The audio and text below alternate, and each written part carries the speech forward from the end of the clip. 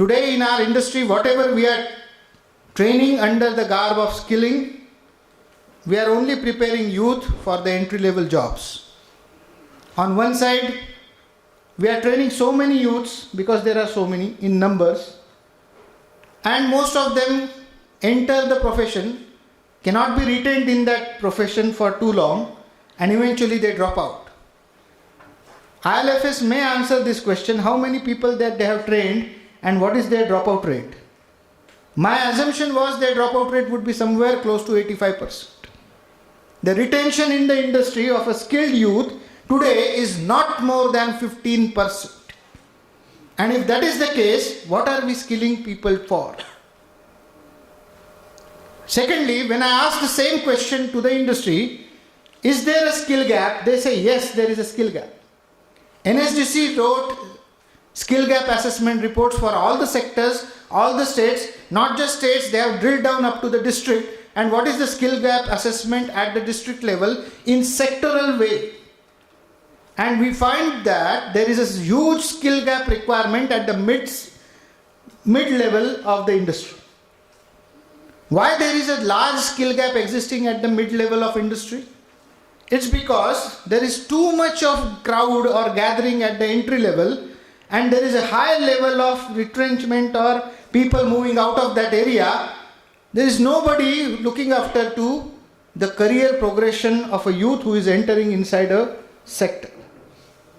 If I enter as a shop floor worker, how am I going to become a supervisor, or how am I going to become a manager, slowly managing my own business, eventually when the money comes my way and I am sufficiently trained or experienced enough to understand the trade.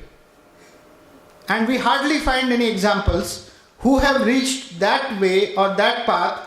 All those successful examples today that we have who have risen from the floor are the ones who persisted with that sector and continued to build their skills progressively towards every stage in their careers.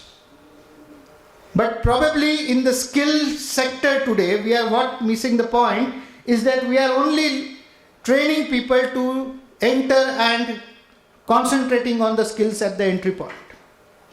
What most of the industry needs today is sustainable skill development of a person who has joined the industry, and not just that, it is a continuous supply of newly semi-polished manpower continuously available so that we can keep our costs down. No doubt that is one consideration for the sector, but simultaneously it is the requirement that we have a skilled second set of second level, third level and the topmost level of supervisory and managerial staff. If we want to sustain in the race, which is a global race, we need to concentrate on our quality. Secondly, we also should be guarding ourselves against the disruptive technologies that are going to come. Are we preparing or are we skilling ourselves for this change? Are the innovations that are happening outside in the world, are we able to incubate those kind of innovations in our own area? Are we doing enough in that direction?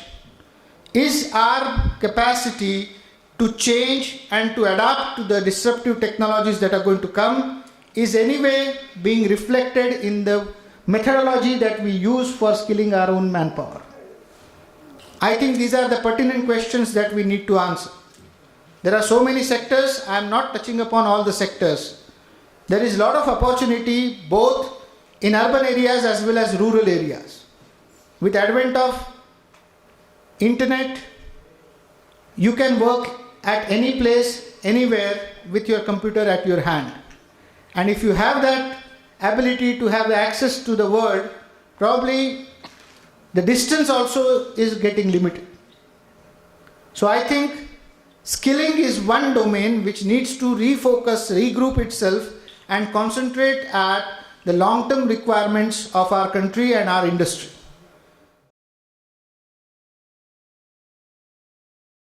So let's say today I am losing 10 crores a year, and as Flipkart is losing like 2,500 or 3,000 crores a year. How am I going to make money? And the very simple answer is that we are investing today hoping that we get returns tomorrow. So the hope is there is no company that can run on VC money forever.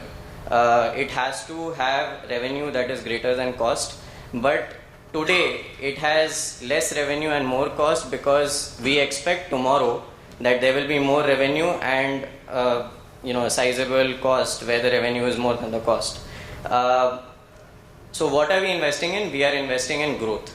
So when a company is making revenues of 100 million and costs of 150 million, it is losing 50 million. But when the company starts making $2 billion and the cost is 1 billion, they've started making $1 billion. And if you had invested in the company when it was so small and you still have that same stake, as you can see, my value in the company has increased so much more.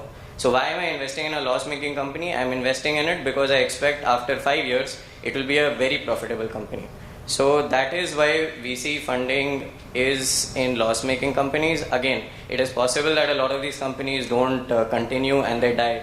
But the hope is that if one succeeds, like for example WhatsApp or Flipkart, or there are so many other examples. Amazon is a VC funded startup, Facebook is a VC funded startup, Google is a VC funded startup.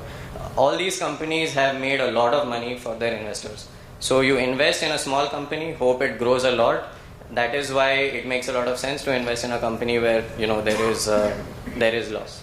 If you give me 100 crore rupees, Correct. and let's say खुदा ना खास्ता अगर धंधा चला नहीं मेरा, so how do I give you back? Because including my dad's property and the entire village that I come from won't be 100 crore rupees. So how do I give it back to you? Yeah, so interesting question. So see, VCs are not, we don't do debt financing, we do equity financing.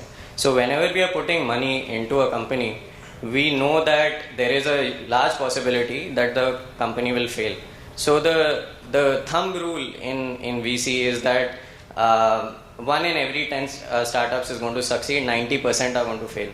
So I am okay more or less if the company winds down. Again, I mean that's simplifying the question.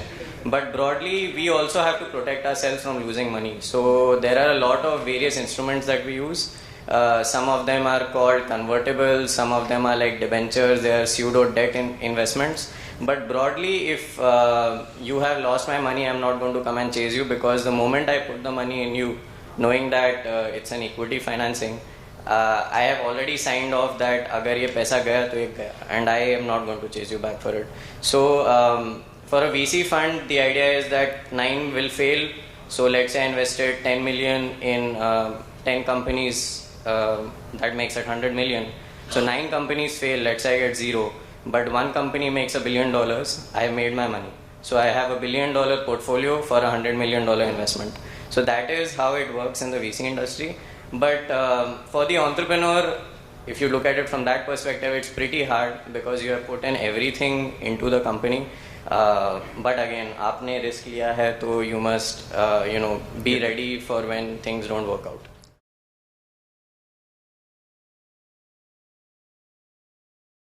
There's one thing that I'm going to tell to all my friends here from industries of different sizes, and Pradeep ji talked about how we've grown in multiple times over the last 10, 12 years. In 2009, the market cap of Bajaj Finance was 250 crores. It is today just under 300,000 crores. That is the opportunity for each one of you all. That's the opportunity this country provides. So we've grown, as you can see, multiple times over there. But that is truly the opportunity that exists. And I'm sure 10 years... Still with 1.5% market share. And we are at 1.5% market share. So that is what India offers. There will be slow periods. I was at a small meeting last month when Jeff Bezos of Amazon had come to Mumbai. And somebody asked him the same thing about his conference in India. And he made a few very interesting statements. One, he said he was exceedingly bullish on India. And he drew a comparison. He said in 1916, both the US and the Argentinian economy was the same size and the population was the same number by and large.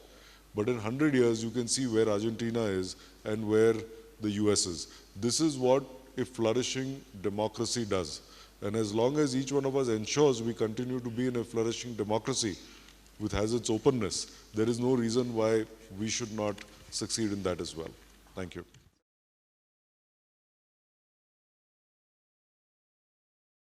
What I would like to say in my 5 or 10 minutes is like some of our experiences from Germany and other parts of the world, what is important to have a good innovation culture. And I think one thing is the balance between, on the one side, flexibility. If you want to be innovative, you have to give the people space and they have to be flexible. But on the other side, it's also structure.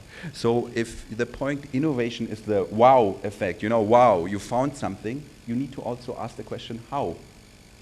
Because just having a good idea but not knowing what the next steps are is difficult. You know, and we don't have to come from Germany to explain to Indians what is innovation. You have the Jugaad system. I think it's a very good system which a lot of people in the Western world, including my country, are now looking into how can we do it.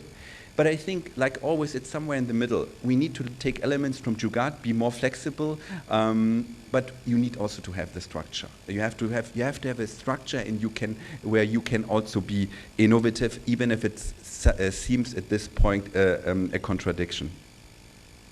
What is important, maybe, in a nutshell, to be innovative, to have an innovation culture? First of all, diversity. Your country is pretty diverse and has actually, you know, everything it needs. You have to use the diversity. Diversity is not alone, you know, people from Maharashtra and people from Punjab. That's also fine. It's great. It's also women and men. You have to use the power that this country and all of our countries have, which is in the hands also of our women. They have to be included in these processes of innovation, because if you look into something which in my point of view is very logical, the best teams are the diverse teams. Because if you have one set of Germans only sitting around, they will most probably come up with the same idea. But you need to have disruptive people within the team who are discussing, who are finding new solutions. And especially in this context, I think, and here I would like to also underline that the aspect of including women in it is very important. Second point, education.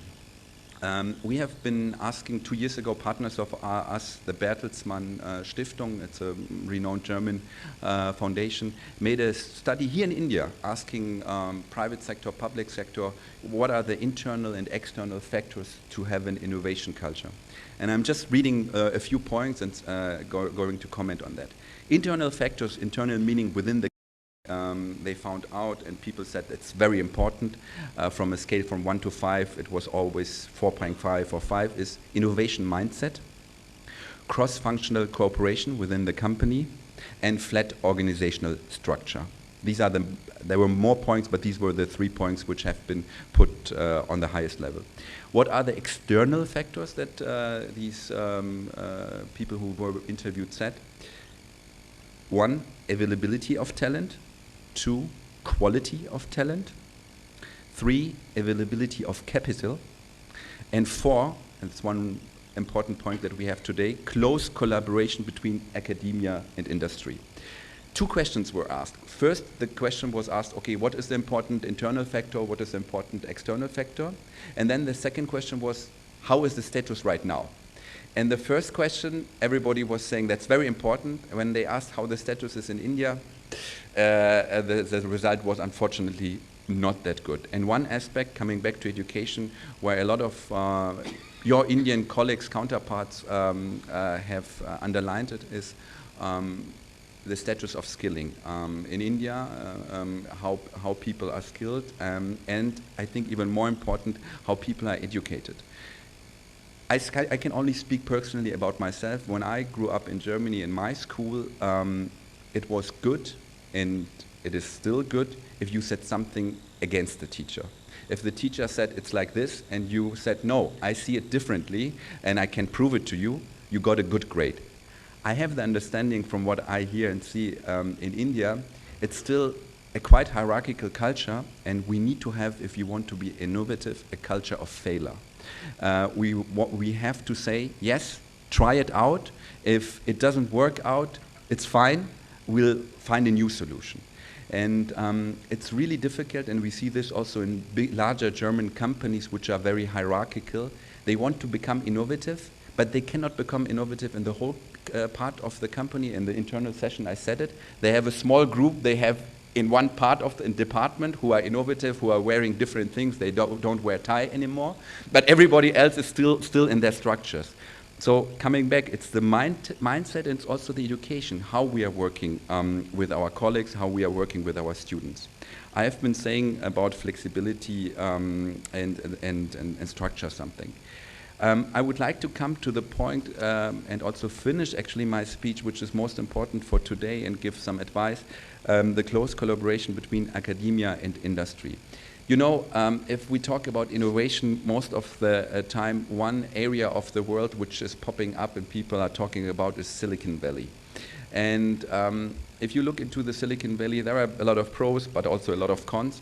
One aspect why Silicon Valley has Facebook, Google, and so on, is a university which used to be a quite small university, the University of Stanford. And why are they so good? Why are they attracting so much talent? It is the collaboration and the cooperation with industry. They have their research institutions. They are working very closely. A lot of professors are part of the boards of bigger companies. And this is something, if we really want to go this way, we need to bridge this link and make it even stronger.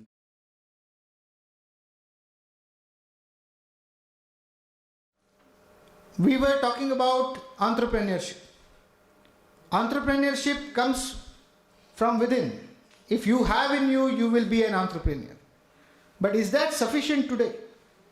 There are so many other allied skills that an entrepreneur requires. That is where one continuously needs to update himself or herself. Because there are some ancillary skills or auxiliary skills which are required, like accounting.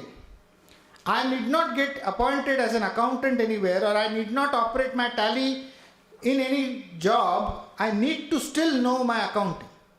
Today with GST and the regimes of income tax becoming very strong and enforcing the act in the basics, probably it is high time that all the industrialists and the supervisory staff down below should understand the basic principles of accounts as well as taxation and other aspects.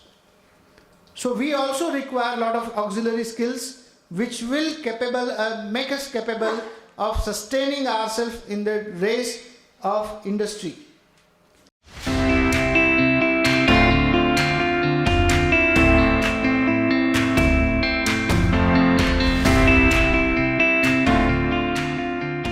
So basically KPIT, it's like an Infosys story. You know, we started in a 3-bedroom apartment and it's being headed by 2 chartered accountants.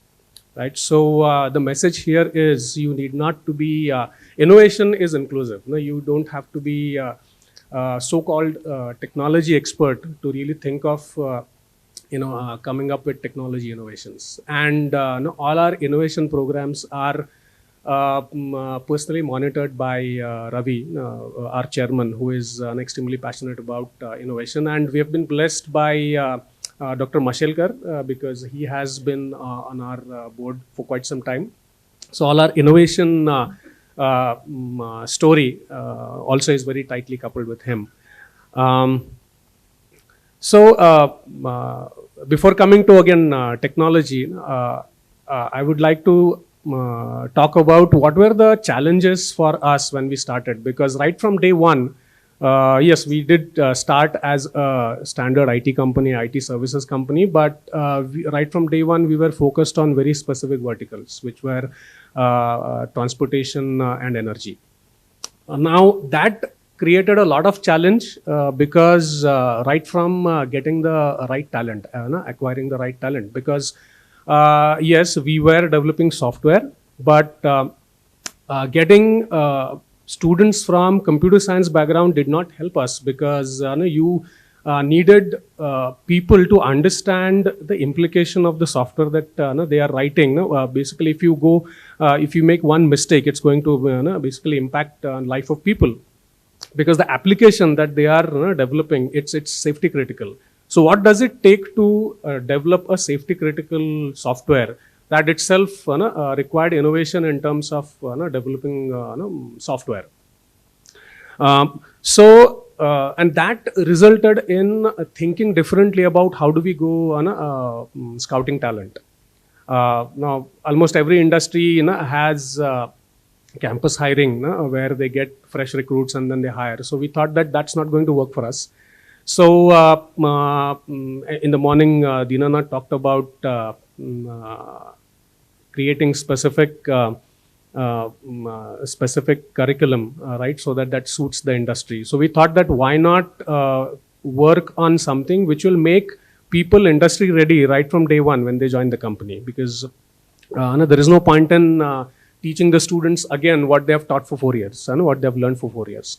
So we created a automotive electronics specific curriculum which we have been running with 25 colleges, and all our hiring happens only through those 25 colleges. Now that created a positive impact with the academia also, because and that all started with right from training the professors, because this was way beyond.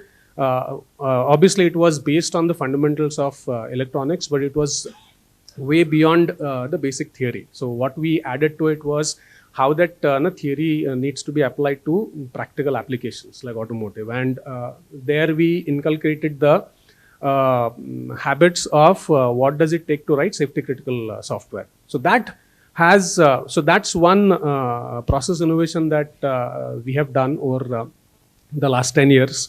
And adding to Industry Academia Connect, we said that we still need to, just 25 college connect is not sufficient, because there are more than 3,000 registered engineering colleges in the country. So how do we go to the grassroots level and tell the students what we do and encourage students to join KPIT. So that's where we started the KPIT Sparkle program, which has now become one of the largest innovation contests for students, which is right from undergraduates to PhD level. So this is the 5th year, and this year we touched across 1,000 colleges. There were registrations from 22,000 students across 1,000 colleges. We got 2,000 plus ideas. So, and we have used that platform to identify the talent. So our recruitment team then uses this platform to understand students who have a spark of thinking differently or beyond the academics. So that has worked out pretty well for us.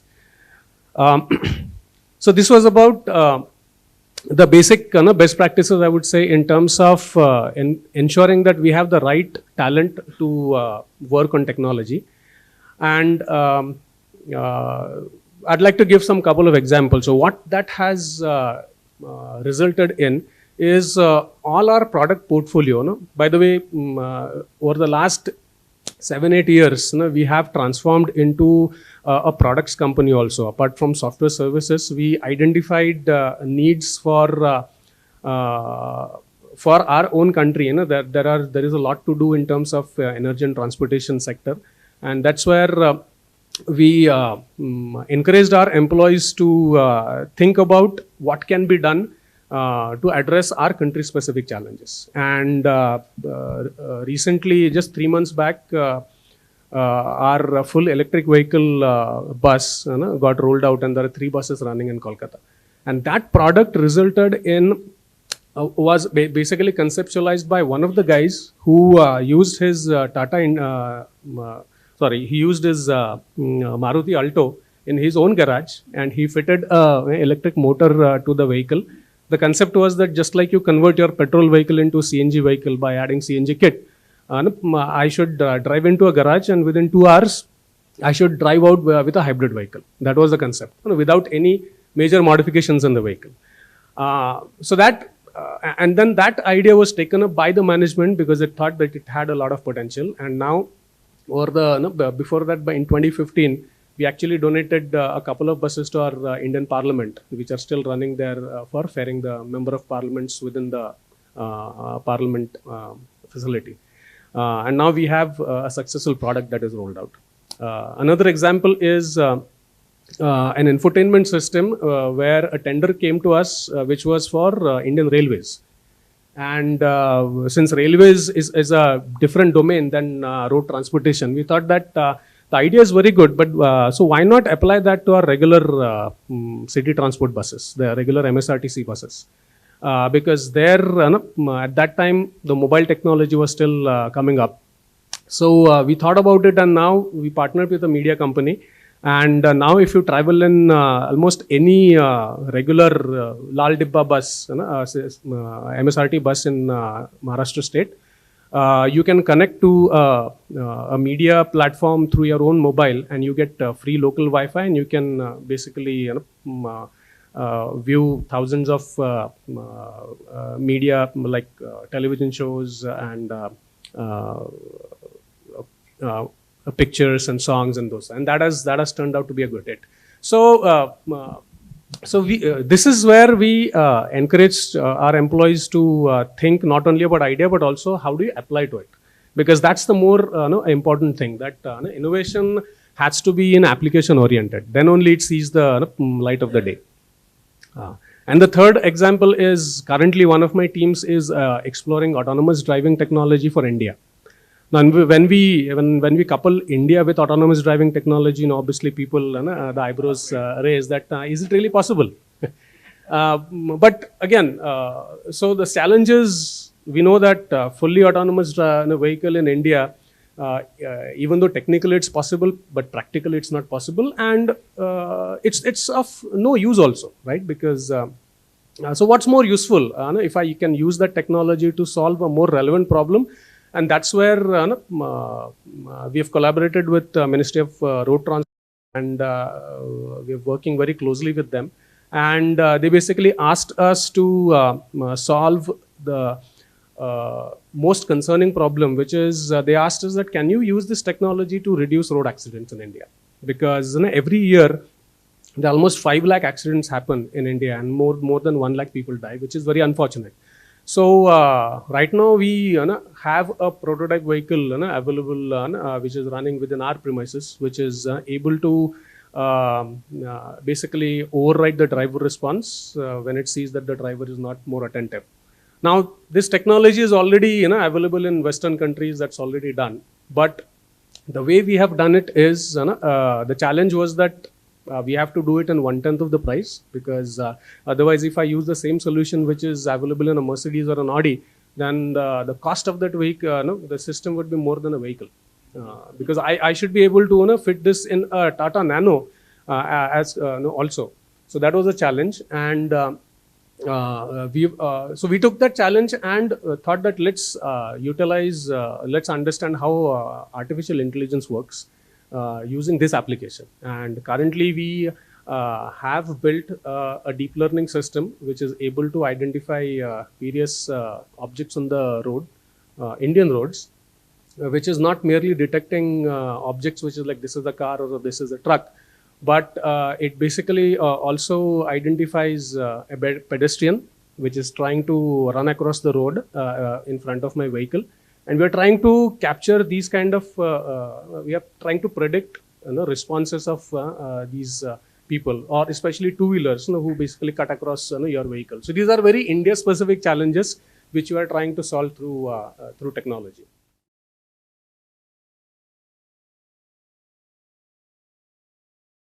The first hypothesis says you're dumb, your history, you're dead.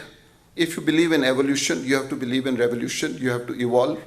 You can't evolve, you have to innovate. So this whole concept that I will progressively improve dy by dx and d2 by dx square, some of you understand speed and acceleration, is no more you have to go for step function. So this whole concept is, hey, there's no point in trying to improve a little bit, you have to just take a next jump. That's the mindset today. Second thing, and this is something I come from a hardcore manufacturing background, that services sector is more conducive, fertile soil for innovation. Manufacturing is break, it's not the one. So everybody talks of innovation. When somebody says, I'm working on some innovation, you typically ask which sector, which delivery, which service. You hardly ask about which product. By and large, the conception is as though service is more conducive to think rather than. So if you make an app for quick pizza delivery, it's innovation.